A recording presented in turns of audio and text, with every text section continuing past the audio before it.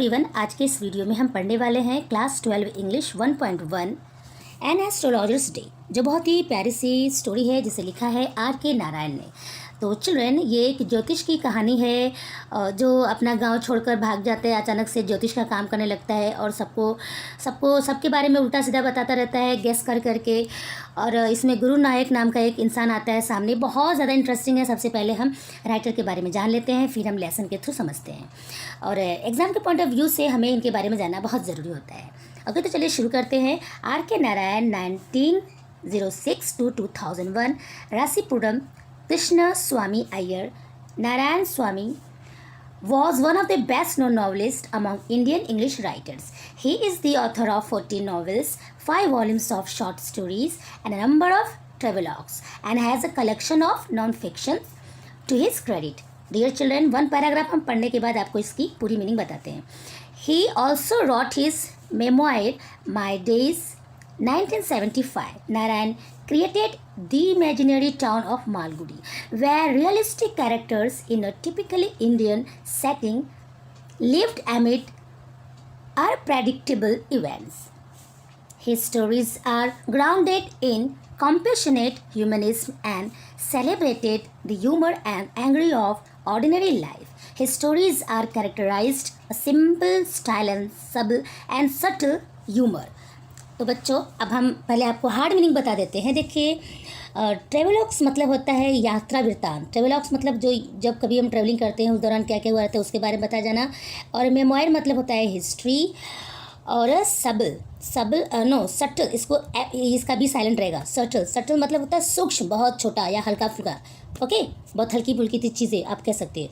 Humanism आपको पता ही है, मानवता। और कॉम्पेशनेट मतलब होता है दयालु। तो चलिए हम शुरू करते हैं। देखिए, आर के नारायण बॉर्न हुए थे 1906 में और डेड हुए थे 2001 में। इनका पूरा नाम रासीपुरम कृष्णा स्वामी अय्यर नारायण स्वामी था। ये इंडिया के सबसे अच्छे नॉवेलिस्ट में से एक थे। ओके, इन्होंने 14 नॉवेल्स लिखी है और 5 शॉर्ट स्टोरीज लिखी थी, जिसे संस्करण कहते हैं। ओके, वॉल्यूम्स मतलब संस्करण होता है। ओके, और इन्होंने अपनी हिस्ट्री भी लिखी है माय डेज नाम की। ओके, 1975 में 1975 में उन्होंने अपनी हिस्ट्री लिखी है। क्या नाम था उसका? My days. ओके, नारायण ने एक मालगुड़ी नाम की एक काल्पनिक टाउन को क्रिएट किया है, जहां पर वास्तविक रियल कैरेक्टर्स देखने को मिलते हैं। स्पेशली इंडियन सेटिंग रहती है उसमें। इनके कहानियों में दयालुता, मानवता, थोड़े बहुत हंसी मजाक और साधारण लाइफ दिखती है।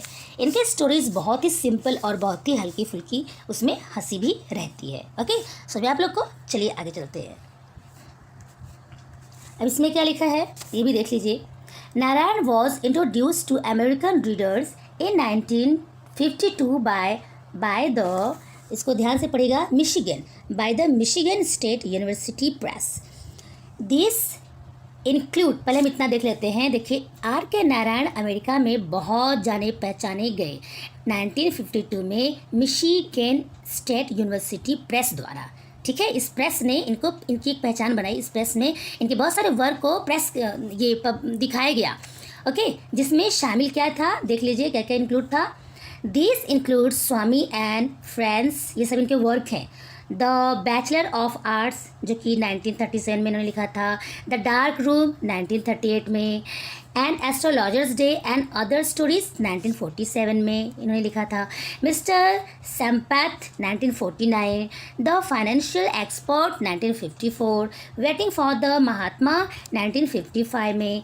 द गाइड 1958 में। And many other books. ये जो है इनका मिशिगन स्टेट यूनिवर्सिटी अमेरिका में, इसने इनके वर्क को पब्लिश करा के इनकी पहचान बनाई। सब लोग पढ़े तो इनके बारे में अच्छे से जाने। ओके, अब आगे चलते हैं बच्चों। ये इनके बारे में जो यहाँ पर लिखा है सारी चीज़ हमको जानना ज़रूरी है लेसन पढ़ने से पहले। His novel the guide won him the Sahitya Akademi award in 1961, the most coveted literary honor in India. His writing is distinguished by humor and unoffending irony, a unique Indianness, and a simplicity which is utterly charming and authentic. Narayan typically portrays the peculiarities of human relationships and the ironies of Indian daily life. His style is graceful, marked by genial humor or elegance and simplicity. Okay? हाँ, तो अभी हम शुरू करते हैं. देखिए क्या क्या है यहाँ पर. पहले हम मीनिंग देख लेते हैं. हमने ऊपर का मीनिंग शायद आपको बताया नहीं. हाँ, ये मीनिंग देख लीजिए बच्चों पहले. कॉवेटेड, कॉवेटेड मतलब होता है प्रतिष्ठित, बहुत सम्मानित. ओके. डिस्टिंग्विश्ड मतलब तो पता ही आप लोग को. डिस्टिंग्विश्ड मतलब होता है विशेषता. और अटरली बिल्कुल. ओके. और जेनियल, ये रहा जेनियल. जेनियल मतलब बहुत फ्रेंडली. ओके. फ्रेंडली. ग्रेसफुल मतलब बहुत ही सुंदर. ओके. चलिए शुरू करते हैं. देखिए इसका. उनकी नावल जो द गाइड नाम की थी, इसकी वजह से इन्हें 1961 में साहित्य, याद रखना, साहित्य एकेडमी अवार्ड मिला. कब मिला? 1961 में, याद रखिएगा.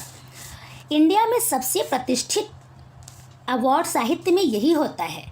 इनकी राइटिंग हंसी, किसी को हार न पहुंचाने वाली व्यंग, एक यूनिक भारतीयता और सिंपल होने की वजह से बहुत ही खास हो गई थी. इनकी जो राइटिंग थी ना, बहुत सिंपल और बहुत ही, इसमें हल्की फुल्की हंसी भी रहती थी और ऐसी व्यंग रहते थे जो किसी को नुकसान न दे, किसी को बुरा भी ना लगे. ओके.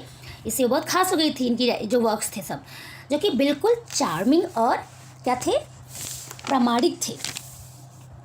प्रामाणिक, प्रामाणिक समझ रहा है, एकदम जैसे प्रूफ्ड हो कोई चीज़. अच्छा, और क्या है इसमें देखिए. नारायण जी खास तौर से मानव रिलेशनशिप और भारतीयों के डेली लाइफ के विडंबनाओं का चित्रण करते हैं. पोर्ट्रेस मतलब चित्रण करना होता है, किसी के बारे में बताना, एकदम से डिस्क्राइब करना. ओके. और विडंबनाओं का वर्णन करते हैं. मतलब देखो, इनके लिखने की जो स्टाइल थी बहुत सुंदर, फ्रेंडली, एकदम रमणीय, मतलब बहुत ही अच्छा लगने वाला और बहुत ही साधारण थी. ये इनकी खासियत थी. ओके. तो चलो अब हम एन एस्ट्रोलॉजर्स डे स्टोरी में क्या है जो बहुत मज़ेदार होने वाला है, हम उसके बारे में भी शुरू कर देते हैं. लाइन टू लाइन हम समझेंगे अब. ओके. देखिए. Punctually at mid day he opened his bag and spread out his professional equipment which consisted of a dozen cowrie shells, a square piece of cloth with obscure mystic charts on it, a notebook and a bundle of palmyra. देखो, palm tree एक होता है, एक तो वो होता है ये पामीरा राइटिंग. हाँ, अब चलो देखते हैं हम.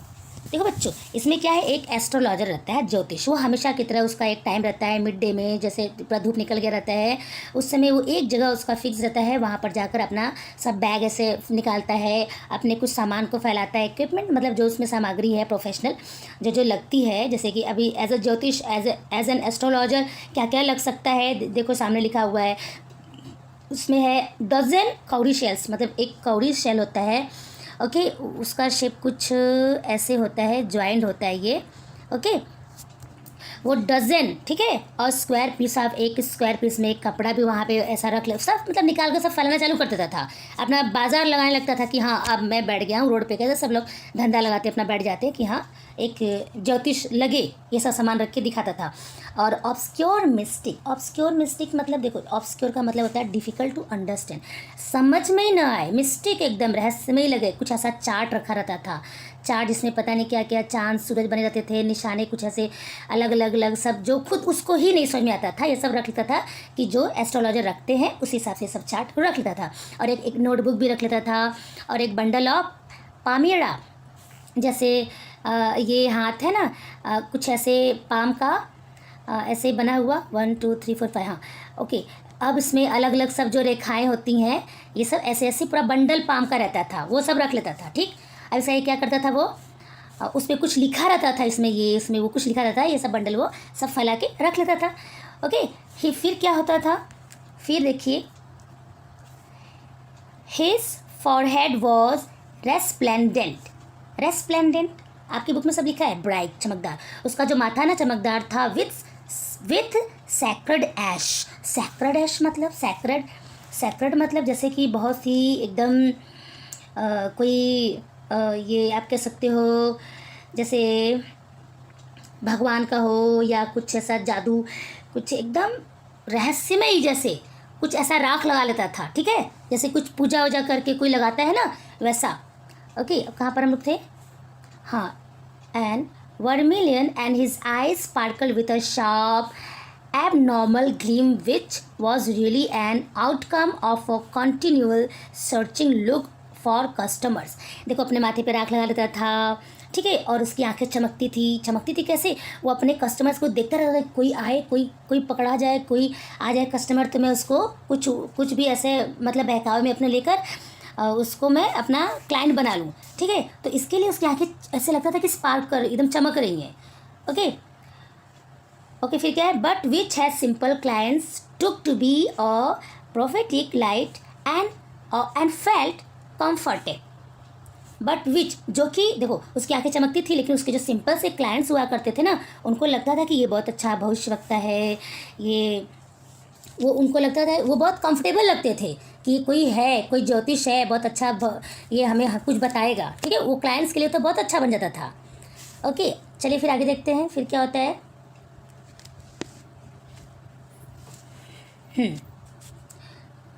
एक second. The power of his eyes was considerably enhanced by their position placed as they were between the painted forehead and the dark whiskers which streamed down his cheeks. Even a half-wit's eyes would sparkle in such a setting. पहले हम enhanced का meaning देखो बढ़ाना होता है, कोई चीज़ को increase कर देना, ठीक है।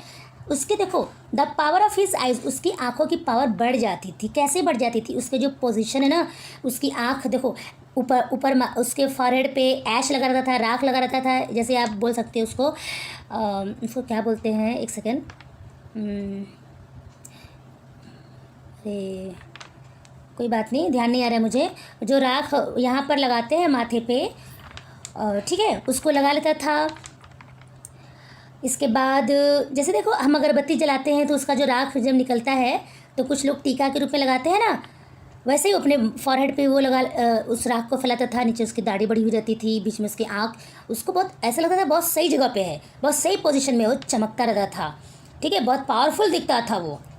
Okay, to crown the effect he would a saffron colour turban around his head.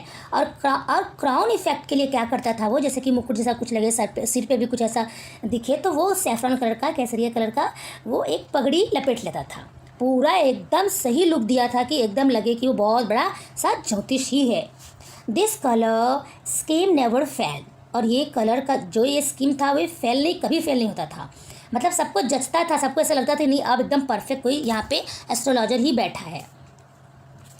People were attracted to him as bees are attracted to cosmos or dahlia stalks.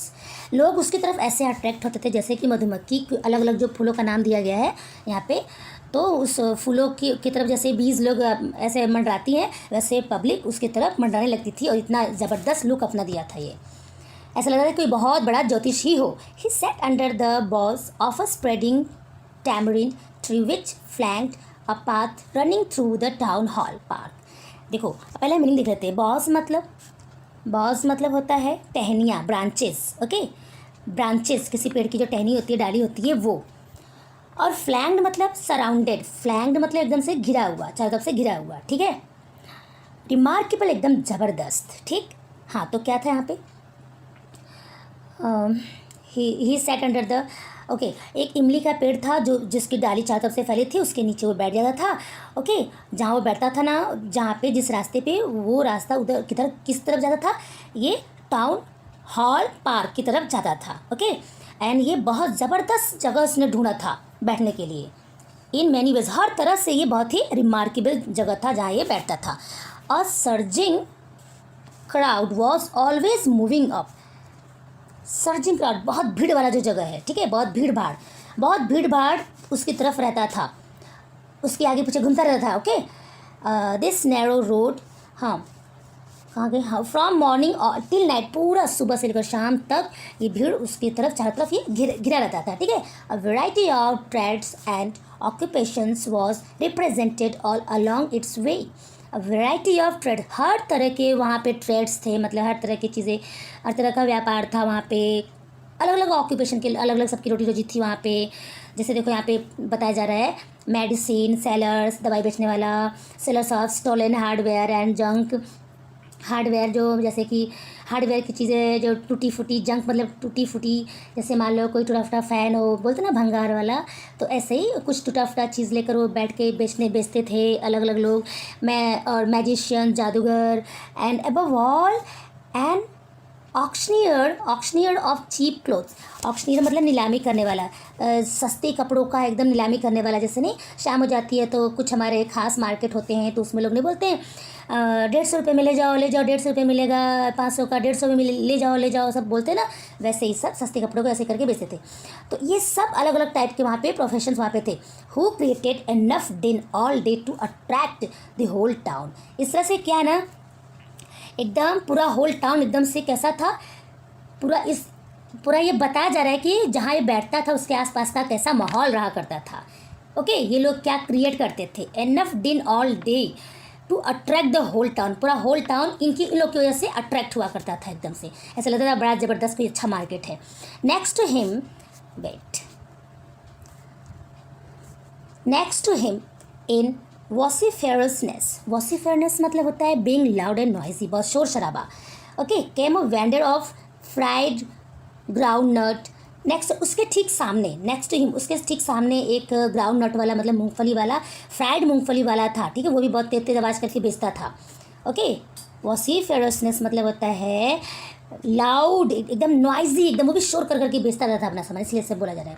Who gave his ware a fancy name each day. हर दिन वो अपनी चीज़ को ना अलग अलग नाम देता था।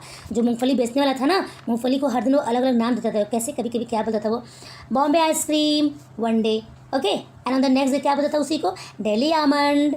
फिर कभी दूसरे दिन क्या बोलता था,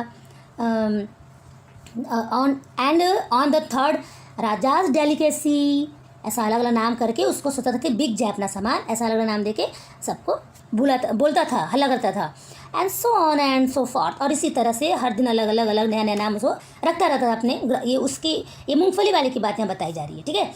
and people flock to him, और लोग उसको घेर लिया करते थे। A considerable portion of his crowd delight before the astrologer too. Delight का मतलब wasted time, just hanging around. कुछ लोग नहीं, खरीदना नहीं रहता कोई सामान, बस चारों तरफ घेर के खड़े हो जाते हैं। ऐसे ही मूंगफली लेने आते थे तो एस्ट्रोलॉजर भी उसके ठीक सामने था, तो उसको उधर भीड़ बना के लोग देखने लगते थे। Okay, the astrologer transacted his business by the light of a flare which crackled and smoked up above the groundnut heap nearby। अच्छा, एस्ट्रोलॉजर का अपना खुद लाइटनिंग नहीं था, ठीक है। वो अपना जो बिज़नेस कैसे करता था, जो देखो बच्चों, फ्लेयर मतलब होता है चमक, फ्लेयर मतलब चमक, ठीक है। जो इधर उधर से थोड़ा बहुत उजाला आ जाता था, ग्राउंड नट वाला जो था ना, वो भी अपना कुछ लैंप वैम्प रखा रहा होगा पास में ही। जो ग्राउंड नट वाला था उसका कुछ जो भूनता था कुछ भी अपना मूंगफली, तो उधर से कुछ उजाला आता था, उसमें वो बैठा रहता था, ठीक है। और भी अलग अलग जहाँ से वो लाइट इकट्ठा करता था। वो खुद का अपना कुछ लाइट वहाँ पे नहीं लगाया था। देखो कहाँ कहाँ से लाइट आता था, यहाँ पे लिखा है। Half the enchantment of the place was due to the fact that it did not have the benefits of municipal lightning. Half the enchantment, देखो मैजिकल इफेक्ट, देखो बहुत चार्म होता है, आधा तो ये ना बहुत चार्मिंग हो जाता था प्लेस। क्यों? क्योंकि देखो खुद का अपना लाइट नहीं था, हल्की फुल्की जो लाइट आती थी, ओके, उसी से वो फ़ायदा उठा लेता था। और did not have the benefit of municipal lighting.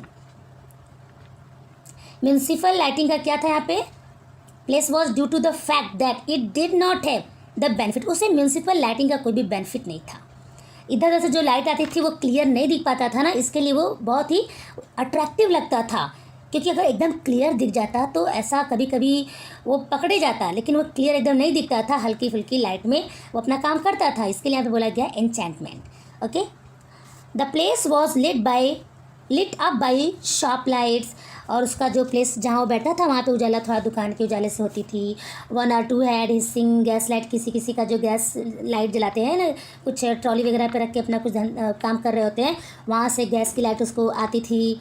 Some had naked flare stuck on poles, कुछ लोग जो खंभे पे ऐसे कुछ लाइट ऐसे लटकाए रहते थे, वहाँ से भी लाइट रहती, मतलब इन सब से उसका काम चल जाता था।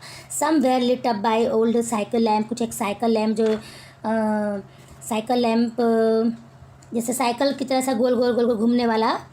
And 1 or 2 like the astrologer. और इसी तरह एस्ट्रोलॉजर की तरह एक दो और लोग जो थे वो भी खुद का उनका लाइट नहीं था, manage without lights of their own, अपना खुद का लाइट वो मैनेज नहीं करते थे, ऐसे दूसरे के लाइट में वो लोग भी अपना काम चला लेते थे। ओके, अब देखिए, it was a bewildering crisscross of light rays and moving shadows. इस तरह से इधर से उधर से क्रिस क्रॉस, इधर उधर से कहीं ना कहीं से लाइट आ जाता था, अपना काम उसका चलता रहता था। ठीक है, बिविल्डरिंग मतलब बहुत कंफ्यूजिंग, बहुत ही मतलब कुछ कभी दिख रहा है, कुछ देर के बाद कभी कुछ और दिखने लगता था, ऐसा लगता था जैसे थोड़ा सा कंफ्यूजिंग। ओके, एकदम क्लियर नहीं दिखता था ना, इसके लिए। और जो शेडो है ना, पूरा मूव होता रहता था, इधर उधर चलता घूम रहा है। This suited the astrologer very well for the simple reason that he had not in the least intended, ये जो है ना, ये तो एस्ट्रोलॉजर को बहुत सूट करता था, वो यही चाहता ही था, ऐसा ही उजाले में उसका काम करता था। और हाँ, और देखिए यहाँ पे, for the simple reason that he had not in the least intended to be an astrologer when he began life, and he knew no more of what was going to happen to others than he knew what was going to happen to himself next minute। ये ऐसे ही, मतलब इसका इरादा नहीं था ज्योतिष बनने का। आई बात समझ में? जब इसने लाइफ शुरू किया ये एस्ट्रोलॉजर वाला, तो इसका मतलब पहले से प्लानिंग नहीं थी कि मैं एस्ट्रोलॉजर ही बनूंगा, और वो किसी के बारे में जानता भी नहीं था। जो बताता था ना एस्ट्रोलॉजर बनकर, ज्योतिष बनकर, उसको कुछ रियल में कुछ उसको पता ही नहीं था। आई बात समझ में? हाँ, happen to others than no more, what was going to happen to other than he knew. अच्छा, जिसके बारे में जो हुआ रहता था ना, उसी हिसाब से वो जज करके कुछ न कुछ बताते जाता था, बाकी उसको पता नहीं था रियल में किसी के भी बारे में हकीकत। Okay, he was as much a stranger to the stars as were his innocent customers, yet he said things which pleased and astonished everyone। अच्छा, हालांकि उसको कुछ पता था नहीं किसी के बारे में, कोई कस्टमर के बारे में, लेकिन वो ऐसी ही बातें करता था जिससे कि वो लोग खुश रहें और एस्टनिश, और एकदम से वो आश्चर्य में पड़े रहें। ठीक है, ओके, अभी आगे चलते हैं। कहाँ पे थे हम लोग? हाँ, that was more a matter of study, practice and shrewd मतलब गुड एट जजिंग पीपल। लोगों को जज करने में बहुत ही एक्सपर्ट हो गया था ये, इसका एक्सपीरियंस था, वो इसकी इतने दिनों से स्टडी थी, प्रैक्टिस थी, लोगों को अच्छे से जज कर पा रहा था। ये जो इसका गेस वर्क बहुत ही अच्छा था। ठीक है, इस हिसाब से वो बताता रहता था। All the same it was as much an honest man's labour as any other. All the same, इसी तरह, it was as much an honest man's labour as any other, and he deserve the wages he carried home at the end of a day. जैसे हर लोग मेहनत करते हैं तो कुछ पैसा उनको मिलता है, ऐसे ये सब काम करने में उसको थोड़ा मेहनत तो लगती थी, एफर्ट तो देता था वो, इसके लिए उसको भी वेजेस मिलते थे, मतलब तनख्वाह, इसको पैसे, जो वेतन उसका था मिलता था, वो उसका हकदार था, वो उसको वो पूरे दिन के बाद लास्ट में लेके जाता था। ठीक है, चाहे जैसे भी जज करके या गेस करके कैसे भी करके वो बताता तो था, काम तो करता था ना, इसके लिए यार बोला गया उसको कुछ मिलता था तो घर पे लेके जाता था। He had left his village without any previous thought और प्लान। अपना घर बिना किसी वजह के, बिना प्रीवियस प्लान के, कि पहले से कोई प्लान नहीं था, वो घर छोड़ दिया। ठीक है, अब यहाँ से सुनो, बहुत मज़ा आएगा। If he had continued there, he would have carried on the work of his forefather, namely tilling the land, living, marrying and ripening in his cornfield, an ancestral home। अच्छा, अगर वो गांव छोड़ के अपना नहीं आया होता तो अपने जो पूर्वज उसके थे, जैसे पहले के जो लोग परंपरा जो चली आ रही थी, क्या करते थे खेतों में, टिलिंग मतलब हल जोतना, मतलब खेत की जो जुताई करते हैं वो टिलिंग मतलब होता है। वही वो काम करता, खेतों में काम करता रहता, शादी ब्याह कर लेता, और कॉर्न की जो फील्ड है कॉर्न का, उसको पकाता, मतलब खेती करता अच्छे से, यही सब करता। और जो विरासत में जो घर मिली रहती, जो उसके पूर्वजों से मिली होती, उस घर में रहता वो। लेकिन but that was not to be, पर ऐसा नहीं हुआ। He had to leave home without telling anyone. उसको घर छोड़ना पड़ा बिना किसी को बताए। And he could not rest till he left it behind a couple of 100 miles. और ही कुड नॉट रेस्ट, वो रेस्ट नहीं कर सका तब तक जब तक कि पीछे 100 मीलों वो दूर चला गया था, आगे बीच में कहीं रुका नहीं वो। To a villager it is a great deal as if an ocean float between. एक गांव वाले के लिए, एक गांव के आदमी के लिए बहुत बड़ी बात है। ठीक है, क्योंकि ऐसे लगता है जैसे कि एक बोलते ना 7 समुंदर पार करके कोई आ जाए, मतलब ऐसे लगे कि बीच में समुंदर पार करके कोई आया हो, मीलों छोड़ के आया। मतलब उसका गांव, कहने का मतलब एक, जब वो सिटी में आया तो उसका गांव उसे लगता था कि बहुत पीछे छूट गया है, आई बस में he had a working analysis of mankind's troubles, marriage, money and the tangles of human ties. इस तरह से वो पता है क्या करता था, वो काम करने लगा, लोगों को एनालिसिस करके उसको लोगों का क्या एनालिसिस करता था, हर टाइप के लोग कैसे हैं, उनका कैसा तकलीफ़, उनका शादी ब्याह के बारे में, कोई पैसे के बारे में परेशान रहता था, कोई शादी के लेकर परेशान रहता था, तो कोई कोई अलग अलग चीज़ों में उलझा हुआ रहता था। यही सब देख कर वो जो जिस टाइप का रहता था उसी टाइप का वो समस्या उसको बताता रहता था कि आपको ये प्रॉब्लम, आपको ये प्रॉब्लम है, ठीक है, ताकि सब लोग ये मतलब सबके दिलों में घर बना ले। Long practice had sharpened his perception. Long practice, इस तरह से बहुत लंबा प्रैक्टिस इसने किया था, इसमें बहुत परफेक्ट हो चुका था। Within 5 minutes he understood, 5 minute तक तो पहले वो समझता था व्हाट वाज रॉन्ग, कि गड़बड़ क्या है। जो क्लाइंट आते थे उसको पहले 5 मिनट तक तो समझता था कि इसके साथ गड़बड़ है क्या, उसी हिसाब से वो कुछ बाद में बोलता। ही चार्ज 3 पाइस पर क्वेश्चन, और हर एक क्वेश्चन का वो 5 पैसे, कितना चार्ज, कितना 3 पैसे वो लेता था, ठीक है, चार्ज करता था 3 पैसे हर क्वेश्चन का। Never open his mouth till the other had spoken for at least 10 minutes. जब तक सामने वाला 10 मिनट तक वो उससे बात ना कर ले, ना बोले, तब तक वो अपना मुंह नहीं खोलता था, क्योंकि सामने वाला 10 मिनट तक जब बोल देता था तो इसको पता चल जाता था कि इसको क्या प्रॉब्लम है और किस टॉपिक के बारे में हमें क्वेश्चन उठाना चाहिए, ये जज कर लेता था। आई बात समझ में, इसको पॉइंट्स मिल जाते थे। Which provided him enough stuff for 12 answers and advices. और इस तरह से उसको 12 मतलब बहुत, उसको डजन, आपको पता है ना, 12 से भी ज़्यादा बहुत सारे आंसर्स उसको देने को मिल जाते थे और एडवाइजेस भी वो दे पाता था।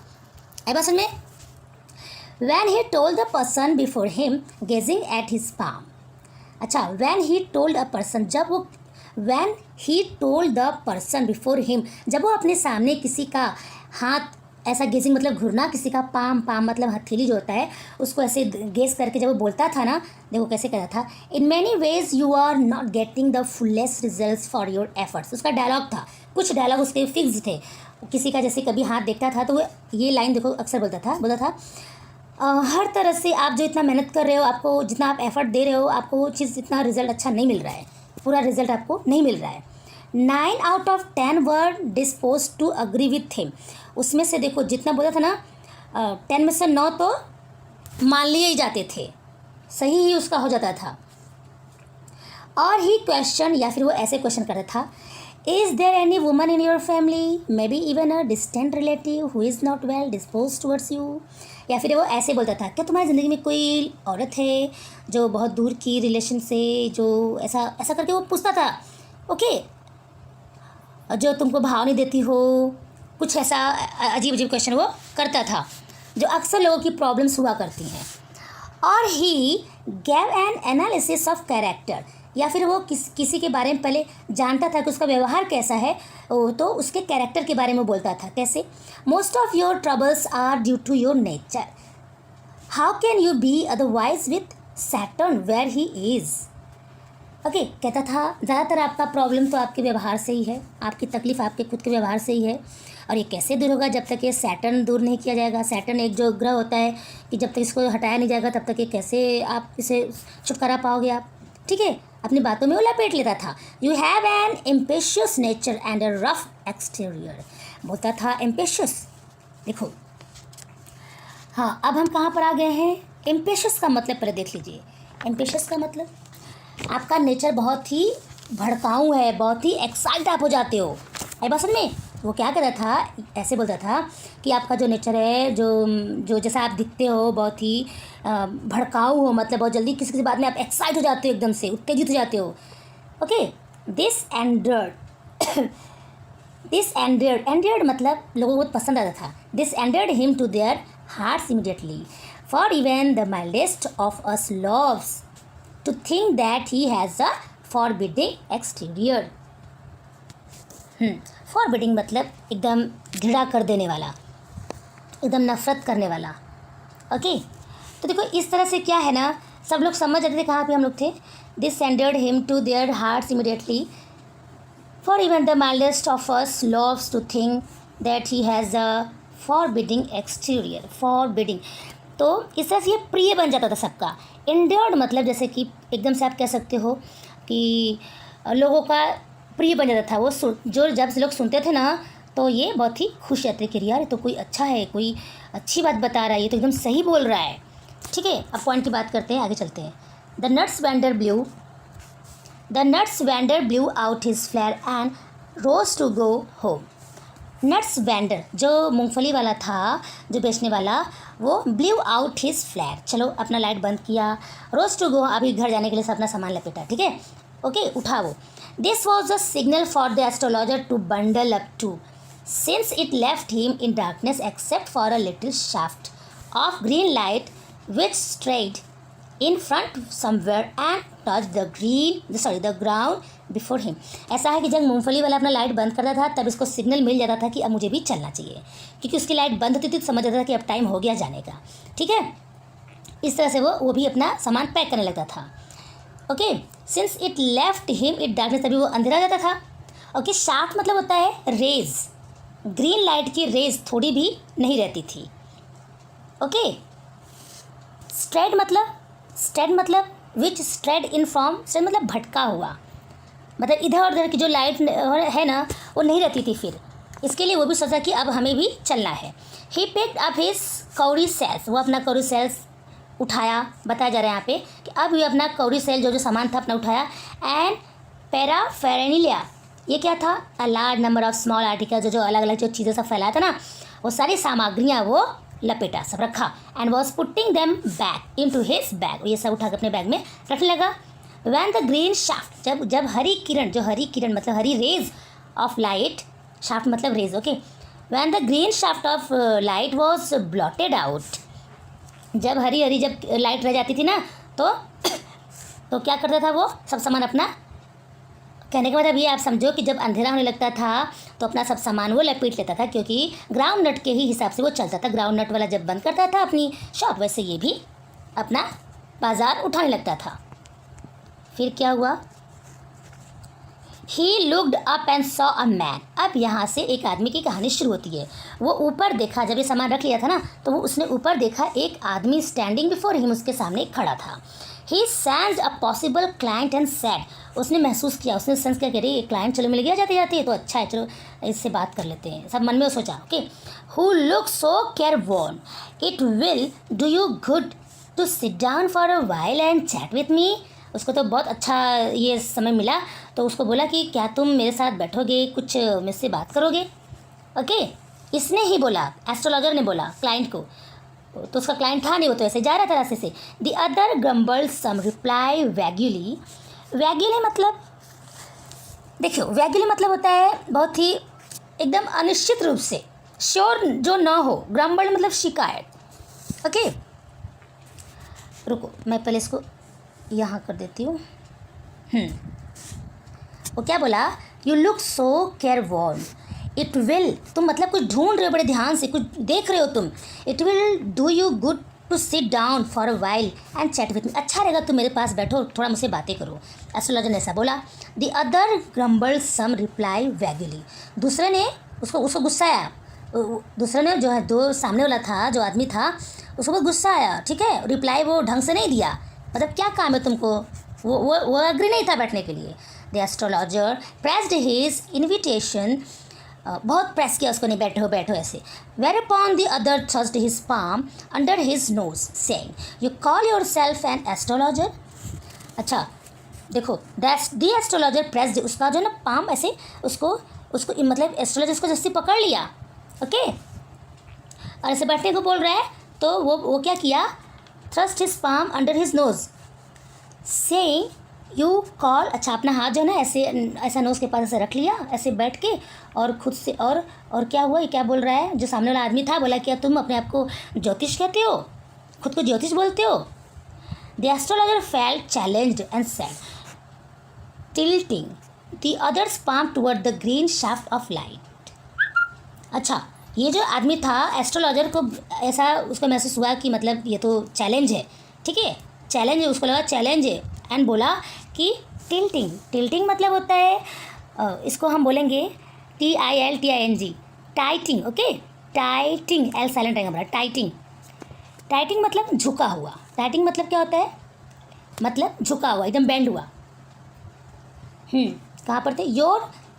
यू कॉल योर सेल्फ, अच्छा ये हो गया। The astrologer felt challenge and said telling the others palm toward the green shaft of light. हल्की हल्की जो उजाला आ रही थी हरी हरी, उसमें उसका पाम पकड़ लिया और क्या बोल रहा है? Yours is a nature, oh stop that. वो बोला तुम्हारा एक नेचर है, ऐसा कुछ कहा। तब तक उसने बोला, सामने वाला, चुप करो तुम। उसने बोला चुप कर, चुप। Tell me something worthwhile, काम की बात करो कुछ और। ओके जो आदमी उसको मिला था उसने बोला काम की बात करो। Our friend felt piqued, our friend felt piqued, I charge only 3 pice, pice यहाँ पे पैसे हो जाएगा, पाइस पर question, and what you get ought to be good enough for your money. At this, the other withdrew his arm, took out an anna, and flung it out to him, saying, I have some question to ask. If I prove you are bluffing, you must return that anna to me with interest. अब देखो यहाँ पे वो बोला कि वो तो पहले बोल दिया ना कि चलो तुम अपने को एस्ट्रोलॉजर बोलते हो, अपने को बहुत मतलब ज्ञानी बन रहे हो तुम, तो जो मैं पूछ रहा हूँ वही बताओ, काम की बात करो तुम। ओके तो फिर अभी वो क्या बोल रहा है, एस्ट्रोलॉजर क्या बोल रहा है कि मैं ऐसा है ना, मैं 3 क्वेश्चन का एक क्वेश्चन का मैं ओनली 3 पाइस पर क्वेश्चन, मैं एक क्वेश्चन का 3 पैसे लेता हूँ, चार्ज करता हूँ। आई बात समझ में? एंड अगर you get ought to be good enough for your money. At this the other withdrew his arm, took out an anna and flung it out to him, saying I have some question to ask. इसके लिए क्या होता है, सामने वाला जो होता है झट से, फ्लंग मतलब एकदम से हाथ बढ़ाया, एक आना निकाल के हाथ बढ़ाया, बोला चलो बताओ तुम, मैं कुछ क्वेश्चन करता हूँ, तुम चलो मुझे बताओ। और अगर ये प्रूफ हुआ कि तुम मुझे लपेट रहे हो, ब्लफिंग कर रहे हो, मुझे उल्लू बना रहे हो तुम, तो फिर तुमको एक आना मैं जो दे रहा हूँ वो प्लस इंटरेस्ट के साथ मुझे लौटाना पड़ेगा। आई बात समझ में? ओके आवर फ्रेंड, देखो मैंने इसका मीनिंग नहीं बताया बच्चों, आपकी बुक में ही लिखा है पिक्वेट मतलब इरिटेटेड, बहुत गुस्से में आ जाना। तो अब देखो, if you find my answer satisfactory will you give me 5 rupees. Astrologer बोल रहा है कि अगर तुम सेटिस्फाई होगे मेरे आंसर से तो क्या तुम मुझे 5 रुपीज़ दोगे? वो बोल रहा है नो, बोला नहीं दूंगा मैं। फिर और विल यू गिव मी 8 आनाज, क्या तुम मुझे फिर 8 आने दोगे? ऑल राइट प्रोवाइडेड, उसने बोला ठीक है, provided you give me twice as much if you are wrong. हाँ तभी होगा, तुमको मिलेगा जब तुम सही दोगे आंसर, तब अगर गलत होगा तो नहीं होगा, फिर तुमको ये डबल देना पड़ेगा मुझे अगर तुम रॉन्ग हुए तो। सेट दी, अच्छा all right provided you give me twice as much if you are wrong, said the astrologer, sorry stranger ने बोला अगर तुम गलत होगे तो तुमको इसको डबल पे मुझे करना पड़ेगा, तुम मतलब मुझे दोगे, ठीक है, ज्योतिष को देना पड़ेगा, ये स्ट्रेंजर जो अजनबी था उसको। This pact was accepted after a little further argument, कुछ आर्ग्यूमेंट के बाद, थोड़ा देर आर्ग्यूमेंट के बाद ये जो बात है, जो पैक्ट है, ये इनका जो ये मान लिया गया पैक्ट। ओके ठीक है, फिर क्या होता है, the astrologer sent up a prayer to heaven as the other lit a cheroot. बच्चों हमारा ये चैप्टर थोड़ा बड़ा हो रहा है, तो हम सोच रहे हैं आपको, एक सेकेंड, हम नेक्स्ट वीडियो में यहाँ से वापस शुरू करेंगे ऑल राइट के बाद से। ओके तो तब तक के लिए आप इतना पढ़ो, और आज के डेट में हम नेक्स्ट पार्ट भी डालने वाले हैं। मिलते हैं नेक्स्ट वीडियो में, बाय बाय, थैंक यू।